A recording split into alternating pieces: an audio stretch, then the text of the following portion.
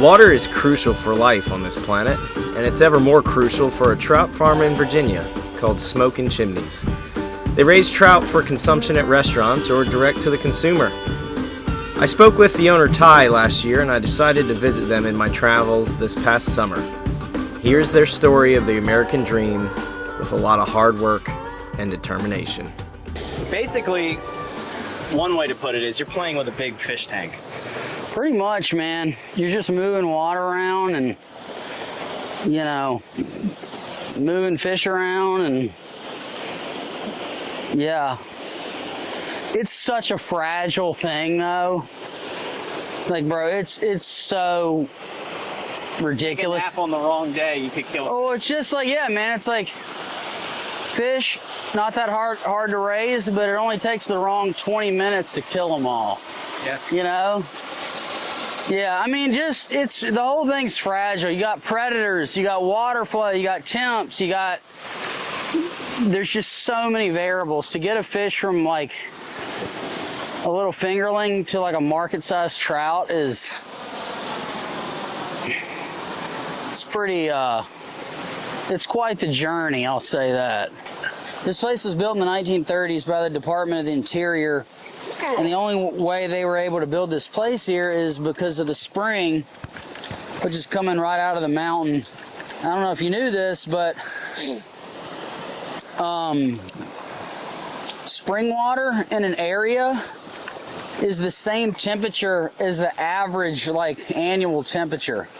So, yeah. So we're at about 2,000 feet right here, and that's the average annual temperature is about 54-ish, and that's about what the spring runs year-round, 54 degrees. So that's how you're able to raise fish here.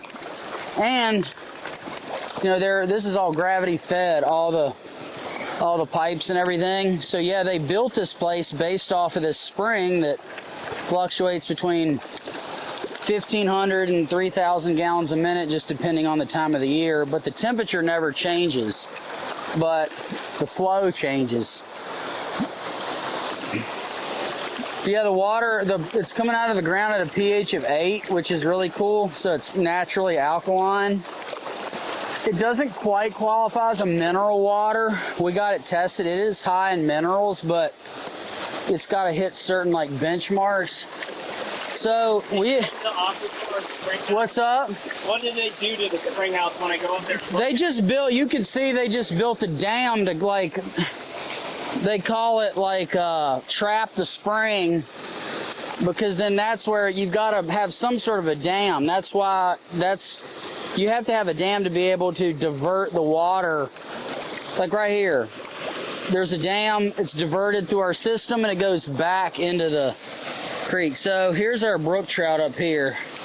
So this pond, this is like a lot of our big fish, but during the summer the grass just goes nuts in here and it ends up like choking out room for the fish. So normally like twice a year we got to get an excavator in this pond. So we had a machine here yesterday. As you can see, we like raked back all the grass, which is stressful on the fish, but it's equally as stressful if you don't do anything, because their habitat gets slowly taken up by the grass and stuff. So that's the hard part about having earthen ponds. Like, you gotta manage them. It's not just set it and forget it. You gotta keep up with the maintenance. Yeah, so we're finishing up getting the kind of the straggler chunks of grass that the machine didn't get. Pretty much you can just take this rake. So the grass can't grow against rocks. It's got to grow in like mud. So where the mud settles is where the grass grows. So if you take this rake and you can kind of run it up under the grass, and it comes up pretty easy. So, because if you just clip it, it grows back. So we're trying to do a really thorough job, so when the grass shuts down for the winter time, then it's gone until we got to do this again next summer. But yeah, this is all of our like 2 to 4 pound fish in this pond. Yeah, so the fish don't really like us kicking up the water, but you know, it's part of it. In a spot for this. Make sure it doesn't. Okay, that stays on there. Just don't get Grayson's waders in the shot. My nasty waders. Bro. They have so many holes in them, they don't really work as waders. So, after I graduated college at Virginia Tech, I was looking for something to do this summer. I wanted to spend some time with the family because I'm a local guy. I live in Christiansburg. Been seeing Ty's stuff on Instagram. My mom followed him first, and she would send it to me every day. She'd be like, Grayson, you gotta reach out to Ty. This would be so much fun. So I shot him an email, and he was like, awesome, man, come on out on Monday. So he showed me the ropes. We went through all the Monday routine, just cleaning the fish, packing the orders, getting them ready for the customers. And then taught me what to do Tuesday. So I go around Roanoke and I deliver all the fish. But yeah, man, he just reached out to him. It's been a great opportunity. It's been a ton of fun out here in the outdoors, working with the fish. Get to see a bunch of cool stuff, bald eagles, osprey, bears, deer. So it's been a lot of fun. I've been really enjoying it. Yeah, the brook trout are they're pretty finicky, but they're just so cool to have around. There's a couple restaurants that really like them, so that kind of gives us a reason to raise some every year. But yeah, they are gorgeous. And the brookies need a little bit more fresh water, is that why? Well, I mean, they're just more susceptible to like water quality and temperature, and that's why we have them at the mouth of this, at the front of this pond. That way they're getting, because that water is coming right from the spring, so they're getting like, you know, 54-degree water like year round, you know. But I'm not gonna hold them. They'll probably all be gone by, I might keep some back to breed. We got some pretty nice ones this year, so if we do breed them, that'll be like Thanksgiving pretty much. That's a whole nother thing, the breeding, because in there the males will start fighting when the temperature starts changing at night. Yeah. They'll like get their, I mean, the females will like come into, you know, they'll start to ripen up and they'll come into heat, and then the males will start fighting. And if you don't watch, the males will kill each other. I mean, the teeth on those things they're pretty serious. Freaking no, dude. At this pond over here, I had a brook trout in there that shouldn't have been in there, and I had all these little rainbows. You'd see him swimming, holding a little rainbow. Like, there's no telling how many fish that brook trout ate. By the time I got the brook trout out, I mean, he was like 3 pounds, 4 pounds. So this is, again, we like habitat, but we're not running a you know, pond grass conservation sanctuary here, you know. Like, we got to raise the fish to eat, so it's always a combination between production and then the habitat. It can't all be habitat, it can't all be production. You got to have both to make the business work, so we can keep doing it, but also to raise a really nice product. I've gotten stitches in my hands twice with that stupid blade thing. The first year I got it, I was so stoked because I was like, dude, you can like cut the grass in the pond. Bro, I hadn't had it 5 minutes, dropped it. Bro, I had like 13 stitches in the top of my hand, bro. Yeah, so that, yeah. Water, you can't get bacteria in that. Oh, bro, I mean, here, let me grab a fish. I think I can grab one with my hands. Hold up, wait.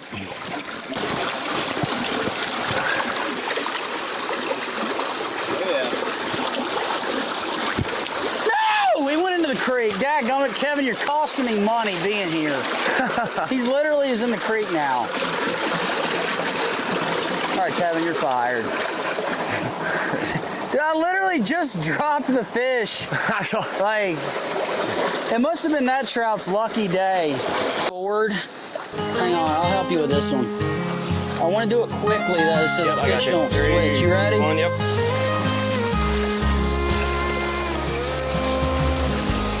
On one of the videos, you know, we're talking about the, it's 50, 54, it's pretty chilly. Somebody on the thing was like, there's no way it's 54 degrees. Like, you wouldn't be in there if it was. And it was like, dude, like,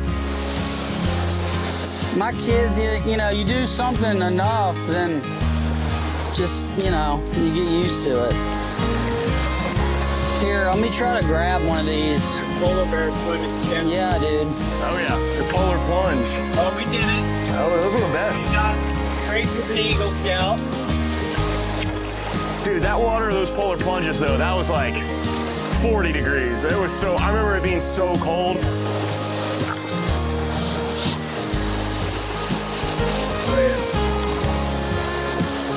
They're active. I mean, you feed them, so it's like they have so many calories to burn, right? Oh, bro, they're freaking I mean, they'll thrash for an hour. That's a big female.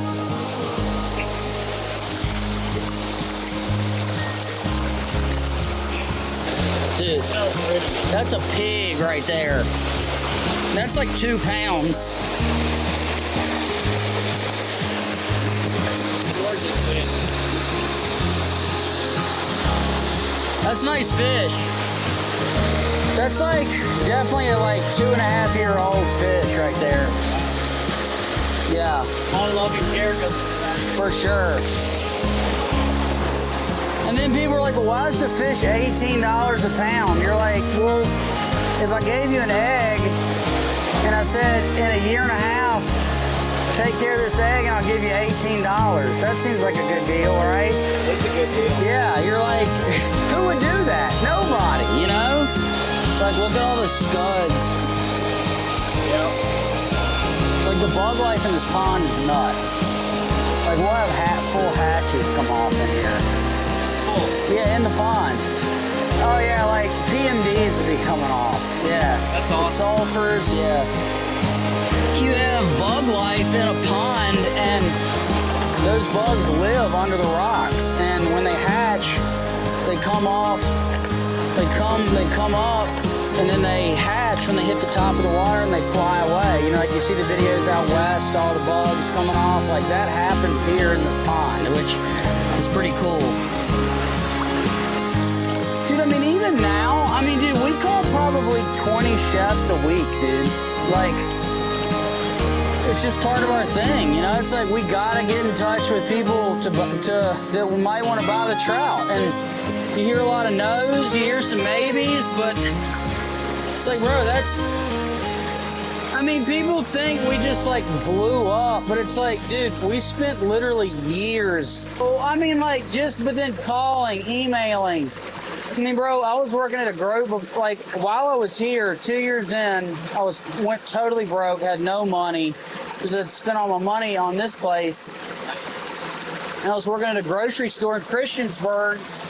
And the days I wasn't working, I would just load up a cooler of fish and just drive to restaurants. And literally did that until I got enough people interested in the trout that I could leave. It just like, people are like, wow, like, you guys, like, you're everywhere. And it's like, dude, we've spent literal years, like, people saying no, no, no, no. Like, the people only see the yeses. Like, people don't see all the no's we've gotten and still get, you know? I mean, we just got in a restaurant, Ryan Rotino in DC. It's a Michelin star restaurant. It's called Bresca. Bro, I've been talking to this dude for 2 years, trying to get into a restaurant. And finally, like 6 weeks ago, he's like, hey man, we're ready. And it was like, I love this kind of stuff. Like, I've worked a ton of jobs, like I did landscaping, done all sorts of stuff where, like, I'm outside doing work, but, like, fish and wildlife, that's what I studied in school. That's my favorite thing.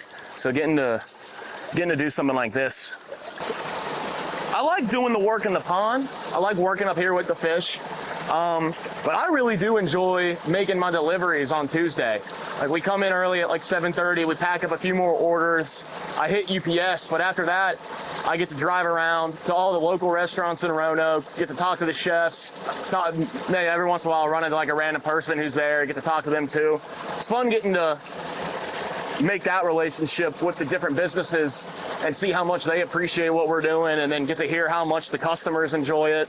It's really cool. And you know, there's a bunch of restaurants in Roanoke that we we deliver to, some in Fincastle, a couple here in Blacksburg. So I like for a job out here, I mean, we're in the middle of we're in Newcastle, Virginia. We're in the middle of nowhere.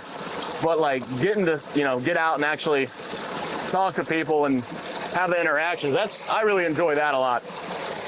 And I think that's what's interesting about this, is because like when I tell people about it, it's like, oh, you're raising trout, what do you stock with them? And I have to explain, no, it's not for stocking, it's for, you know, it's for consumption. We go to the restaurant, so it's a whole different, I think, like kind of realm of the fisheries world, because he's doing all the science, he's raising them, he's hatching them, we're getting them, you know, brought in and stuff. But then, I don't know, it's cool. I was talking to one of my professors about it, and they thought it was super interesting too, but not many people that have your job. no, and he says he's been struggling so much to find people to do it. But you know, I bet if we marketed it, like, because I hadn't heard about it except on Instagram, and he was telling me he'd reached out to the university and hadn't heard back from them, which I thought that was crazy, just because I know probably 90% of the guys that I was in school with for the past 4 years, they would have totally done this. And a bunch of girls too would have loved to come out here and do this kind of work.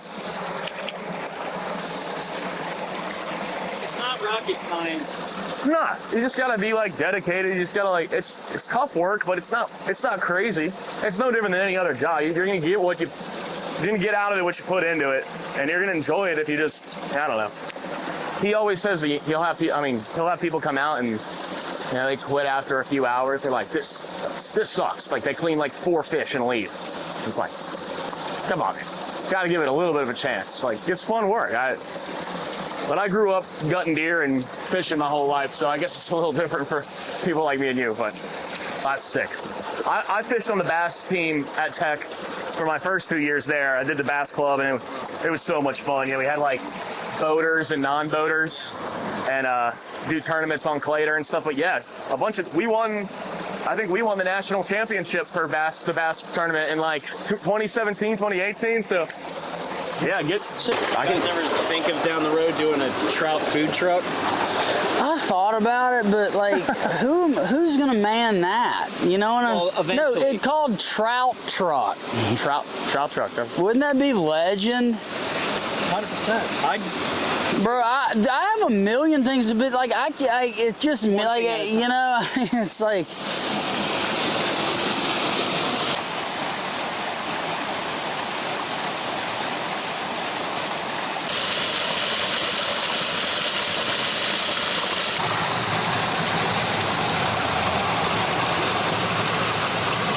Run usually this heavy in August, so it's really cool that you're here in August and Seeing this much water. yeah.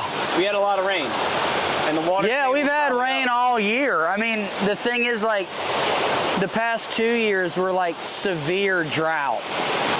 I mean, it was the lowest trout production year like on record for like Virginia, North Carolina. I mean, after 2 years of drought, your numbers are down, you know? So yeah, it's cool to have this much water this late in the year. So pretty. Yeah. And you know, I love running water because it heals the soul. Dude, for sure. It's crazy. It's like there's something about running water that just like attracts our like consciousness to it, you know? Have you started to see where water has like a memory to it? Oh, bro, Victor Schauberger, all that stuff? Yeah. Yeah. I haven't studied it probably like you, but when you see an image and water sees an image and you freeze it and it literally captures it like a photograph, I'm like, dude, water's alive. It's the liquid crystal.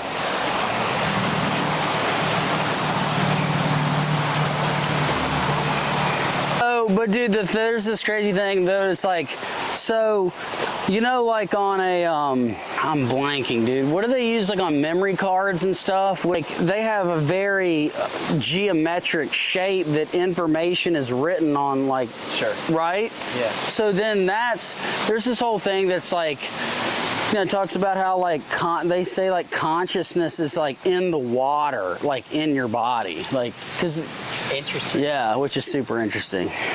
And you know And it's what? crazy because there's that verse that says, I think it's in Ezekiel where it talks about, it says life is in the blood.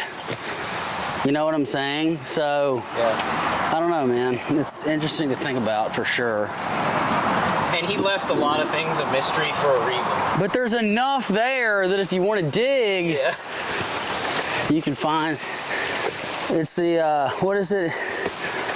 It's like the work of God to conceal a matter and like the work of kings to seek it out. You know, that verse, that's interesting too. So this place was built in 1813. This is on a different property. At some point, I'd love to be able to buy this and turn that into like our farm store, you know? This is the hatchery building.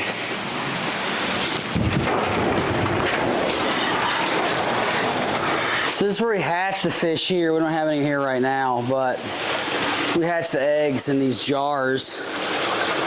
And yeah. And then the fish stay in here for a couple months. And they move to these concrete raceways here. That's the original sign, which is cool. Very cool. Yeah. It's cool it's still around, you know? When was this place originally built? Like the 30s, sometime in the 1930s, yeah. There's a picture this lady sent me on Facebook of her grandma standing next to this sign when it was across the street in 1950. This was dirt road right here. So it was cool to like see the property, you know, that long ago. You know? Not many people would have kept it as a trout farm either. Oh, I mean, you know, there was talk that, like, you know, back in the day when it wasn't being used, they were just going to fill the ponds in, you know, and can you imagine? Yeah. You didn't want. I mean, the thing is, like, dude, like, you can't build these. Like, DEQ and the regs and, I mean, just the infrastructure. I mean, the math just wouldn't, there'd be just no way to do it, you know? So, well, it's like a lot of these, I mean, the Department of the Interior, when they built this one, they built about 70 of these, like, all over the country. So there's more out there, and you just wonder, like, what kind of shape are those places in, you know? So,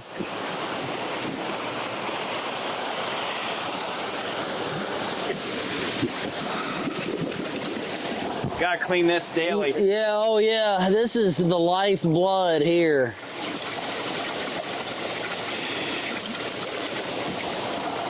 In the fall, it gets gnarly with all the leaves falling. This is like in the fall, this is like 3 times a day kind of deal. That's the only Tesla robot you're gonna hire. Is it goes right. Yeah, dude, exactly. Yeah. So yeah, this is the intake.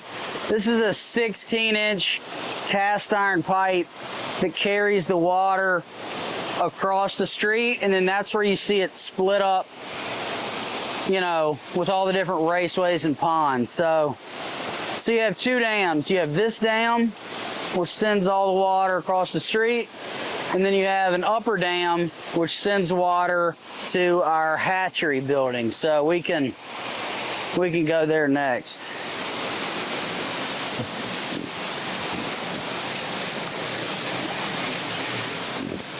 How did you come across this? Was for sale, and where were you at in life? Well, I mean, I had